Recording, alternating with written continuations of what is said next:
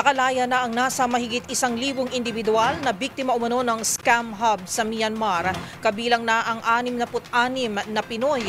Yan at ang iba pang mga napapanahong balita mula sa iba't ibang panig ng mundo sa Global Headlines Report ni James Galange. Balita mula sa Myanmar, matagumpay na nakatakas ang nasa mahigit 1,000 biktima ng human trafficking mula sa mga scam hub, kabilang na ang 66 na Pinoy sa ikinasang rescue operations ng Myanmar military. Base sa ulat ng local state media, kabilang sa mga na-rescue ay ang mga biktimang nagmula pa sa iba't ibang bansa tulad ng Vietnam, China, Ethiopia, Pakistan, Thailand, India at Indonesia.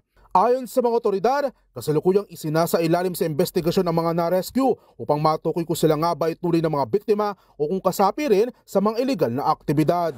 Samantala, balita naman mula sa Malaysia. Kasunod na nagaganap na Association of Southeast Asian Nation o ASEAN Summit, kabilang sa mga dumalo si US President Donald Trump para pangunahan ang signing ng ceasefire agreement sa pagitan ng Thailand at Cambodia. Ito'y sa kabila ng mga sumiklab na kaguluhan sa border ng dalawang bansa na nagugat pa sa mga umano'y political controversies sangkot ang kanilang mga lider.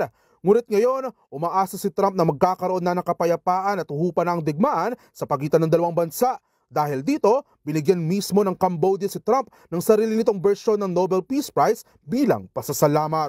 Sa iba pang balita, nagluluksa naman ngayon ang bansang Thailand sa pagpanaw ng royal queen nito na si Mother Sirikit na nakilala bilang isang influential style icon sa mundo magmula pa noong 1960s. Pumanaw siya sa edad na 93 dahil sa iba't ibang iniindang sakit tulad ng blood infection at sepsis. Habang inalala naman ng nasabing bansa ang mga naging kontribusyon nito tulad ng pagprotekta sa mga mahihirap, pag-alaga sa sining at paggawa ng mga handicraft. Ang pamilya ni Mother Sirikit kasama ang kanyang asawa na si King Rama IX ang siyang pinakamatagal na monarchy period sa Thailand na tumagal na mahigit 70 taon na nagmula pa noong 1946. At yan naman nakalap nating balita mula sa iba't ibang panig ng mundo. Para sa MBC TV Network News, ito si James Galange ng DZRH TV, una sa Pilipinas, una sa Pilipino.